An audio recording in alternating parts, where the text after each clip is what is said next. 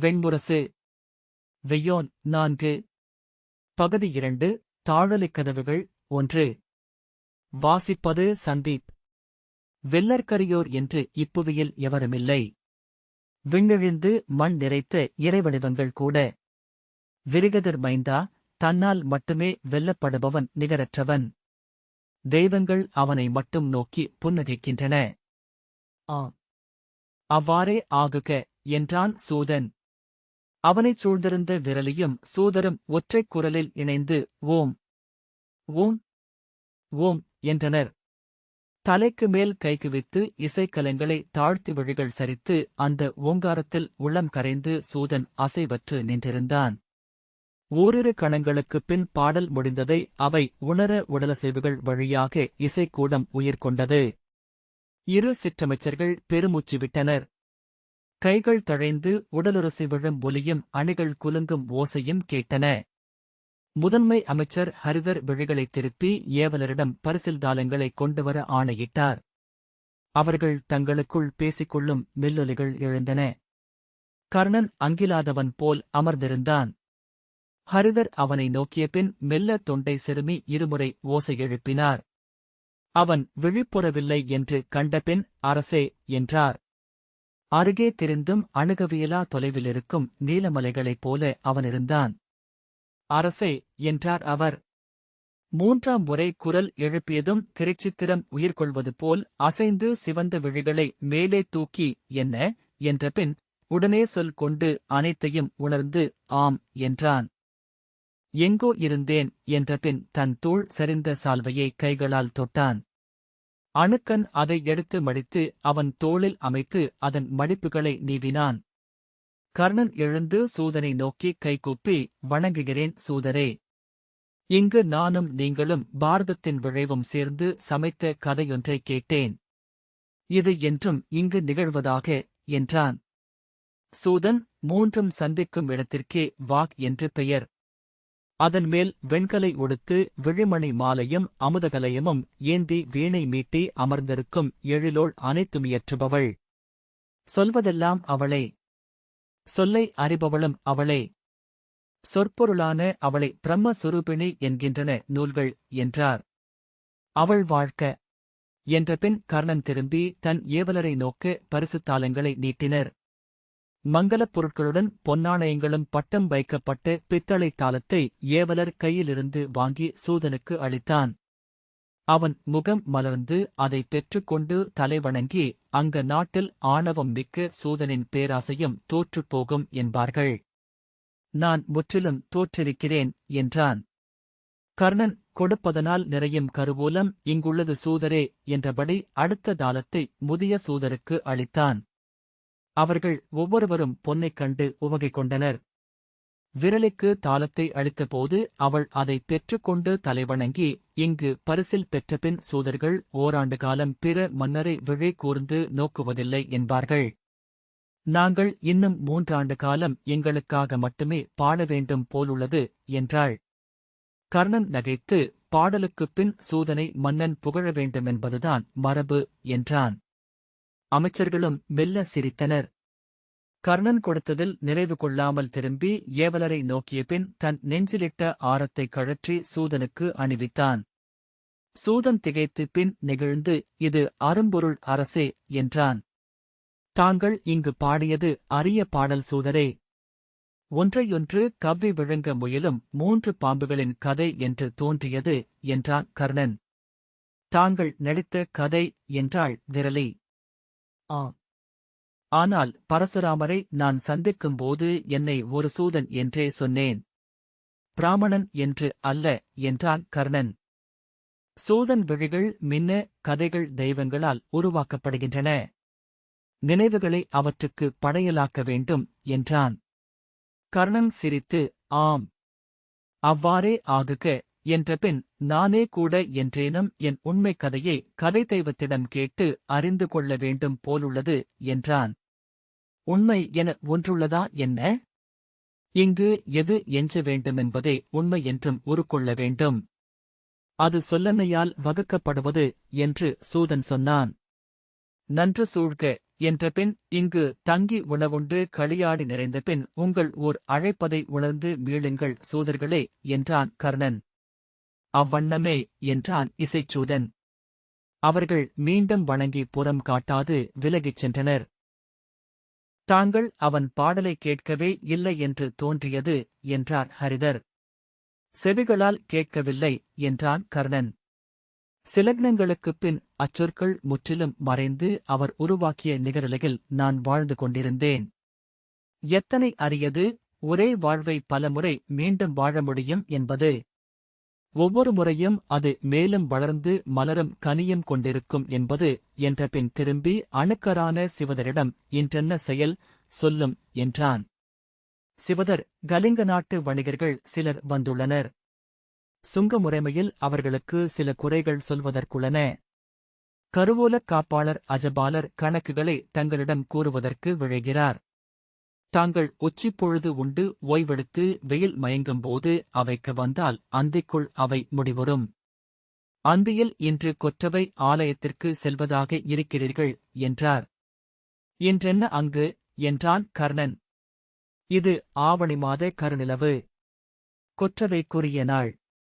குருதி பலி கொடுத்து படைக்கலங்களை கூராக்கி செம்மலர் மஞ்சளறிக் கொண்டு அன்னையை வழுத்தும் வழக்கமுண்டு என்றார் ஹரிதர். கர்ணன் ஆம் என்றான். நள்ளிரவு ஆகிவிடும் பூசனை முடிந்து அரண்மனை வீழ்வதற்கு. எனவே நாளை காலை நிகழ்வுகளேதும் இல்லை. பிரம்ம முகூர்த்தத்தில் எழுந்து அங்கநாட்டின் ஐந்தன்னையர் ஆலயங்களிலும் மரபுப்படி பூசனை முடிந்து மீண்டால் நாளை உச்சிப்பொழுது வரை நீங்கள் ஓய்வெடுக்கலாம். நாளை மாலை அஸ்தின்புரியிலிருந்து அரசரின் தூதன் இங்கு வந்து சேர்வான் என்று எதிர்பார்க்கிறேன். அவனை மந்தண அறையில் தாங்கள் சந்திக்கிறீர்கள். அதன்பின் அந்தியில் பொதுப்பேரவையில் அவன் கொண்டு வரும் செய்தியை முன்வைக்கிறோம். அவை கருத்தை தேர்ந்தபின் அரசு முடிவு எடுக்கப்படும் என்றார் ஹரிதர். பேசியபடி அரண்மனையின் இடைநாழிகள் வழியாக அரண்மனையை அடைந்தார்கள். கர்ணன் தலை குனிந்து கைகளை பின்னால் கட்டி நீண்ட கால்களை நீரில் நீட்டுவது போல வைத்து மெல்ல நடந்தான். அவனை நோக்கியபடி சென்ற சிவதரின் உள்ளம் அறியாததோர் எழுச்சிக்கு ஆளாகியது. தன் விழிகள் நிறைந்து பிடரி மயிர்ப்பு கொள்வதை உணர்ந்து அவர் விழிகளை திருப்பிக் கொண்டு நடை தளர்த்தினார். ஆரியவர்த்தத்தின் 56 நாடுகளில் ஒன்றான அங்க நாட்டின் தலைநகர் சம்பாபுரி அங்கம் நாடாக உருவாவதற்கு முன்னரே வணிக மையமாக எழுந்தது. அதை தன் நாட்டின் தலைநகராக்கிய பேரரசர் லோமபாதன் கங்கையின் கரையில் கட்டிய அரண்மனை அது. 42 அறைகளும் 3 அடுக்குகளும் கொண்ட மரத்தாலான மாளிகை 600 ஆண்டுகளாக புழக்கத்தில் இருந்தது. அதைச் சூழ்ந்து இணைப்பு மாளிகைகள் 18 எழுந்தன. முதல் மாளிகையின் அமைப்பை ஒட்டியே இணை மாளிகைகள் அமைக்கப்பட்டன. அங்க நாட்டினர் அனைவரும் செம்பு நிறமும் கூரிய முகமும் உயரமற்ற உடலும் மெலிந்த சிறுகால்களும் கொண்டிருந்தனர். மகதத்தின் பேரிடல் கொண்ட ஜரர்கள் அவர்களை கொக்குகள் என்று கேலி செய்தனர். அங்கர்களுக்கு பெரியதாக இருந்த அரண்மனை கர்ணனுக்கு சிறியதாக இருந்தது. ஒவ்வொரு வாயிலிலும் குகைக்குள் நுழைவது போல அவன் செல்ல வேண்டியிருந்தது. ஒவ்வொரு உத்தரத்தையும் விழிமுனையால் உணர்ந்து தலை குனிய வேண்டியிருந்தது. சில இடங்களில் கூரை முகடுகளை கூட அவன் தலை தொட்டன. அரண்மனையின் எப்பகுதியிலும் அவன் தலை குனிந்தே நடந்தான். அதுவே ஆழ்வுள்ளத்தில் அமைந்து அவ்வரண்மனைக்குள் இருக்கையில் எல்லாம் அவன் தலை சற்று குனிந்தே இருந்தது. அமர்கையிலும் அந்த தலைவளைவு எஞ்சியது. விண்ணிலிருந்து வந்த தேவனை நோக்கி பேசுவது போல் அவன் அமைச்சரும் குடிகளும் தலை தூக்கி விழியெழுப்பி அவன் முகம் நோக்கினர். அவனும் மைந்தரை நோக்கும் தந்தை போல் இடையில் கை வைத்து உடல் சற்று வளைத்து புன்னகையுடன் அவர்களை நோக்கினான். அரண்மனையில் அத்தனை இருக்கைகளிலும் அவன் நிறைந்து கவிந்தான். அவன் அமர்ந்திருக்கையில் அரியணை கண்ணுக்கு மறைந்தது. செங்கோல் அவன் கையில் முழக்கோலென தோன்றியது. அவன் உயரம் அங்க நாட்டினர் அனைவரையும் எவ்வகையிலோ நிலையழியச் செய்தது. அவன் முன் பணிந்தவர்கள் தங்கள் இடம் மீண்டதும் உளம் சீறினர். மானுடனுக்கெதற்கு இத்தனை உயரம்? பிறரைவிட எழுந்த தலை கொண்டவன் அது உருவாக்கும் ஆணவத்திலிருந்து ஒருபோதும் தப்ப முடியாது. இச்சூதன் மகன்தான் க்ஷத்ரியன் என்று நடிக்கிறான். விண்ணவன் என்று எண்ணிக்கொள்கிறான் என்றனர் படைவீரர். ஏவலர் மானுடர் எவரையும் நோக்குவதில்லை அவன் விழிகள். அவனுள் குடிகொண்டுள்ள குருதிதேர் தெய்வம் எண்ணுவதென்ன என்று மூதாதையரே அறிவர் என்றனர். நகர்முனையில் துடி தட்டிப் பாடிய பாணன், அறிவீர் தோழரே. அள்ளி அள்ளிக் கொடுக்கிறான் அங்க மன்னன். பாரத வருஷத்தின் முடி மன்னர் எவரும் அவனளவு கொடுப்பதில்லை என்கிறீரே, கேளுங்கள். அவன்தான் அறிந்து அதை கொடுக்கவில்லை. அவன் கைகள் 2 மடங்கு பெரியவை. அள்ளிக் கொடுத்தால் அது 2 மடங்காகிறது. அவன் கொடையாளி என்பது அவன் விழைவல்ல, அவனை ஆக்கிய தெய்வங்களின் ஆணை என்று பாடியபோது கூடி நின்றவர்களில் முதியவர் இதழ்களுக்குள் கரந்த சொற்களில் அத்தெய்வத்தை ஆணவம் என்றுரைப்பர் என்றார். அப்பால் நின்ற ஒருவர், குடிப்பிறப்பில் இழந்ததை கொடைச்சிறப்பில் அடைய எண்ணுகிறான் என்றார். அவர்களின் உள்ளம் ஒலித்தது போல் எழுந்த அச்சொற்களை அப்பெரும் கூட்டத்தினர் அனைவரும் கேட்டனர். அதைக் கேட்க விழைந்த செவிகள் ஓசைக்குள் திறந்திருந்தன. கொடுத்து விடாய் தீராது துடிக்கின்றன அவன் கைகள். கொடுத்ததை எண்ணி வருந்தி மேலும் கொடுக்க எழுகிறது அவன் உள்ளம் என்றான் சூதன். ஆம், அது அங்கத்தின் செல்வம். தேரோட்டி மைந்தன் அள்ளிக் கொடுத்தால் அது குறைவுபடாது என்றான் வேலேந்தி நின்ற வீரன் ஒருவன். சூதன் திரும்பி அவனை நோக்க கூட்டமும் அவனை நோக்கி திரும்பியது. அங்கு ஆழ்ந்த அமைதி கண்டு குழம்பிய வீரன் சிவந்த முகத்துடன் இவ்வுண்மையைச் சொல்லி கழுவேறினால் நான் என்குலத்தின் தெய்வம். அச்சமில்லை என்றான். அவன் கால்கள் நீண்டவை. அவன் நடக்கையில் நாம் உடன் ஓடுகிறோம். அவன் செல்லும் தொலைவுக்கு நாம் சென்று சேர மேலும் காலம் தேவைப்படுகிறது என்றார் சிற்றமைச்சர். உள்ளத்தின் தாளம் கால்களால் அமைக்கப்படுகிறது என்பதை உணருங்கள். யானை என நடையிலேயே விரைகிறான். அவன் எண்ணங்களும் அவ்வண்ணமே விரைவு கொண்டுள்ளன என்றனர் நிமித்திகர். இளையவனின் ஆடைகளை எடுத்தணிந்து கொண்ட வளர்ந்த தமையன் போல் இவ்வரண்மனையும் இதன் அரியணையும் அவனுக்கு முன் தோன்றுகின்றன என்றனர் சூதர். அவன் அமர்ந்திருக்கையில் அங்க நாட்டு அரியணை சிரிக்கிறது.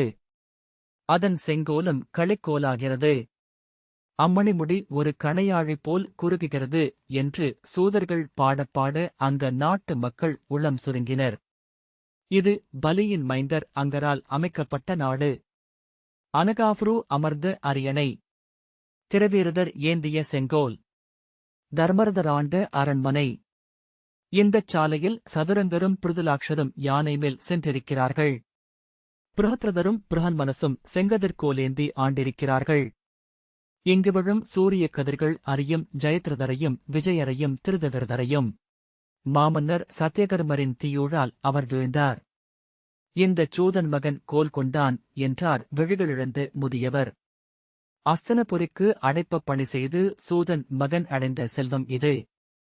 கூட்டரே, இங்கு காற்றை உண்டு உண்டு உடல் உப்பி உருப்பெருக்கும் பச்சோந்தி போல் தன் ஆணவத்தால் வீங்கி இவன் அமர்ந்திருக்கிறான். சிறுவளைக்குள் புகுந்து அங்குள நாகத்தை விழுங்கி உடல் பெருத்து வெளியேற முடியாதிருக்கும் ராஜநாகம் போல் இவன் அழிவான் என்றாள் அருகே நின்ற காது தழைந்த முதுமகள். அவள் மகள் அருகே நின்று ஏதோ சொல்ல, விலகிச் செல்லடி.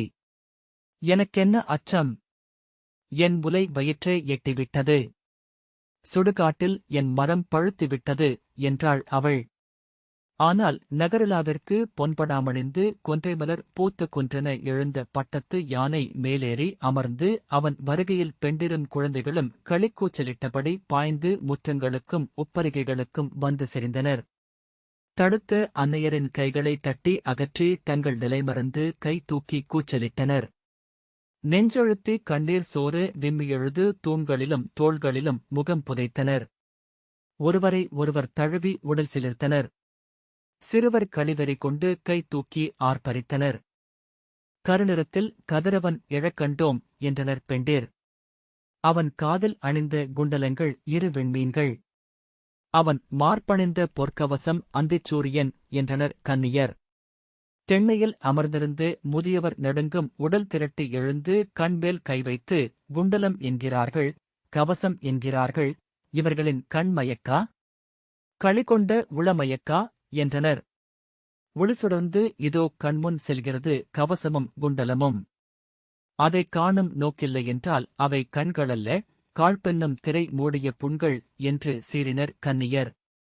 மையலுடன் அவன் மேனி வண்ணம் சூரியச் சுடர்வட்டம் நடுவே எழுந்த நீல நிறம் என்றனர். அவன் கைகள் சுடரைச் சூழ்ந்த கருநாகங்கள். அவன் கால்கள் சுடரேந்திய திரிகள். அவன் ஒருபோதும் அவர்களின் நனவுகளில் நுழைந்ததில்லை.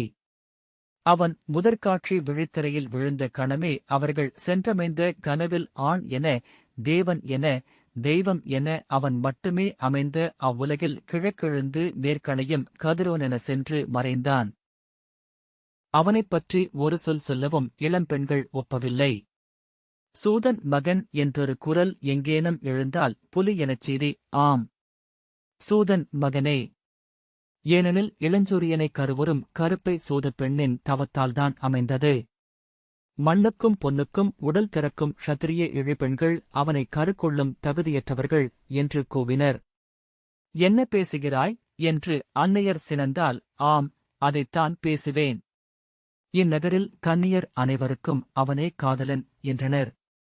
அவை கூடி சொல்லாடுகையில் அவனை ஆணவம் கொண்டவனென்று முதியவர் சொல்ல உள்ளறை கதவை ஓசையுடன் திறந்து கூடத்திற்கு வந்து அவை நடுவே நின்று அவிழ்ந்த கூந்தலும் நீர் சோறும் விழிகளும் தழைந்த மேலாடையுமாக மெய்நடுங்க குரல் உடைய, ஆம், ஆணவம் கொண்டவர், ஐயமே இல்லை. இம்மண்ணில் ஆணவம் என்று ஒன்றுதான் வாழ உகந்த இடம் தேடி அலைந்து அவரைக் கண்டு கொண்டது. அவரன்றி ஆணவம் அமரும் அரியணை பிறிதேது உள்ளது இப்புவியில் என்றாள் ஒருத்தி. சூதன் மகனுக்கு சொல்லெடுக்க வந்தவளே, குலமில்லையோ உனக்கு என்று முதுதாதை சுடுசொல்லெடுத்தால் உங்கள் இழிசொற்களே அவர் முன் விழுந்து நெழுகின்றன. சிற்றீர்களைக் காய்வது சூரியனின் இயல்பு என்றாள். நானிலியே, செல் உள்ளே என்று அவளின் தந்தை குரல் எழுப்ப, ஆம், நானழிந்துளேன். விண்ணில் எழும் கதிரவன் முன் இதழ் விரியாத மலர் இங்கு ஏதுமில்லை என்று மேலும் சினந்து சொன்னபின் அள்ளி தலைமயர் சுழற்றிக் கட்டி ஆடை விரித்து திரும்பி ஆணவ நடையுடன் உள்ளே சென்றாள். இப்பெண்கள் அனைவரும் அவன் மேல் பித்து கொண்டுள்ளனர் என்றார் கண்களில் பாலாடையென காலம் படிந்த முதியவர். அது இயல்பே. பேரழகென்பது ஆணுக்குரியது என்பதை அவன் காட்டினான் என்றல்லவா சூதர்கள் சொல்கிறார்கள் என்றார் அவர் மைந்தர். சூதன் மகனில் எங்ஙனம் வந்தது இப்பேரழகு என்று ஒரு பின்குரல் ஒலித்தது. அது சூரியனின் பேரழகு. இப்புவியில் அழகெனப்படுவது அனைத்தும் அவன் அழகே. அவன் ஒளியைப் பெறுவதன் அளவே அழகை அமைக்கிறது. அவனை அள்ளித்தேக்கும் கலை அறிந்ததனாலேயே கற்கள் வைரங்கள் என்றாயின. மலர்கள் கொள்ளும் வண்ணம் அவனுடையது. நீரின் ஒளி அவனுடையது. கனியின் மென்மையும் கற்பாறையின் வன்மையும் அவனுடையதே என்றார் அருகே இருந்த சூதர். மெல்ல மெல்ல அவனுக்குரிய விழிகளும் சொற்களும் நகரில் பெருகின. சூதன் மகன் அமர்ந்ததால் அங்கத்தின் அரியணை இழிவடைந்தது என்று மூத்தோர் நமக்குரைத்தனர். நாமும் அதை இக்கணம் வரை எண்ணியுள்ளோம். பாரத வருஷத்தின் க்ஷத்திரியர் அனைவரும் இளிவரலுடன் இந்நகரை நோக்குவதாக உளம் சோர்ந்திருந்தோம். ஆனால் இவன் இங்கு வந்த இத்தனை ஆண்டுகளில் எங்கும் வாழ்த்தொலிகள் மட்டுமே எழுகின்றன. புகழ்ச்சொற்கள் ஒன்றிலிருந்து 100 முளைக்கின்றன என்றார் வணிகர் ஒருவர். அள்ளி அள்ளி கொடையளிக்கிறான். சூதர்கள் பாடா தொழிவார்களா என்ன என்றொருவர் சொல்ல, இரு பெரும் கைகளால் அவன் அள்ளி அளித்தாலும் இப்போதிருப்பது போல் அங்க நாட்டுக் கருவூலம் என்றும் நிறைந்திருந்ததில்லை என்றார் பிறிதொரு வணிகர். குலமந்திரிகள் அங்காடி முனைகள் குடித்திண்ணைகள் தோறும் அவனையே பேசிக் கொண்டிருந்தனர். பழித்துரைக்கும் சொற்களெல்லாம் புகழ் மாலைகளென மாறி சென்றமையும் தோள் கொண்டவன் என்று அங்காடியில் மதுவருந்தி முழவரைந்து பாடிய சூதன் ஒருவன் சொன்னான். சொல்லெழும் விசையில் அவன் உடல் உலைந்தாடியது. அறிவீர் வீணரே! குலமென்றும் குடியென்றும் முறை என்றும் நிறை என்றும் நீங்கள் அறிந்த சிற்றுண்மைகளைக் கொண்டு தொட்டறியும் சிறு பாறையல்ல அவன். சிறகசைத்து விண்ணாளும் வடபுலத்து வெண்ணாரைகள் அறியும் இமயம். என் சொல் கேளுங்கள். இங்கெழுந்துளான் தேவன். இப்புவி இதுவரை அரிதாகவே பேரறத்தான்களை கண்டுள்ளது. கோசல ராமன் நடந்த காலடிச் சுவடுகள் இன்னும் இங்கு எஞ்சியுள்ளன. இவன் காலடிச் சுவடுகள் என்றும் இங்கு என்றும். கூடி நின்று கேட்டவர்கள் ஒருவரை ஒருவர் நோக்கினர். கலம் நிறைந்த கள் பேசுகிறதா அன்றே கை நிறைந்த பொன் பேசுகிறதா என்றார் ஒரு முதியவர். பொன் கொண்டு பெற முடியுமா இப்பெருஞ்சொல்லை? அப்படி பெற முடியுமாயின் தங்கள் கருவூலத்தின் கதவுகளை திறக்க விழையாத மன்னர் எவர் உளர் இப்பாரதவர்சில் என்றான் அருகே நின்ற ஒருவன். அச்சொல் காதில் விழுந்ததுமே சீறித் திரும்பிய சூதன், என்ன சொன்னாய்? இழிமகனே, என் நாவில் உரைபவள் பரத்தை என்கிறாயா? நீ சுண்டிவிடும் பொற்காசுக்கு வந்து அவள் நடமிடுவாளென்று எண்ணுகிறாயா? உன் குலமகளை கேள், உன் நெஞ்சில் உறையும் பரத்தமை என்னவென்று அவள் சொல்வாள் என்று கூவினான். என்ன சொன்னாய்? என்று அவன் சீறித் திரும்ப, ஆமடா, சொன்னேன். வெட்டு என் கழுத்தை. ஒரு கணமும் சொல்லின்றி அமையாதவை என் சித்தமும் உதடுகளும். நீ வெட்டுகையில் சொல்லை இரண்டாக தரிக்கிறாய். விண்ணேறிச் சென்று சொல் உன் குல மூதாதையரிடம், சொல் ஒன்றைக் கொன்று புகழ் கொண்டேன் என்றான் சூதன். கள்மயக்கு அளித்து உள்ளெழுச்சியில் அவன் உடல் அதிர்ந்தது. பறவை கூண்டு போல எலும்புகள் புடைத்து தன் மார்பை முன்னந்தி ஓங்கி அறைந்து கண்ணீருடன் அவன் கூவினான், இங்கு அமர்ந்திருக்கிறான் என் தேவன். இப்புவியமைத்த எந்த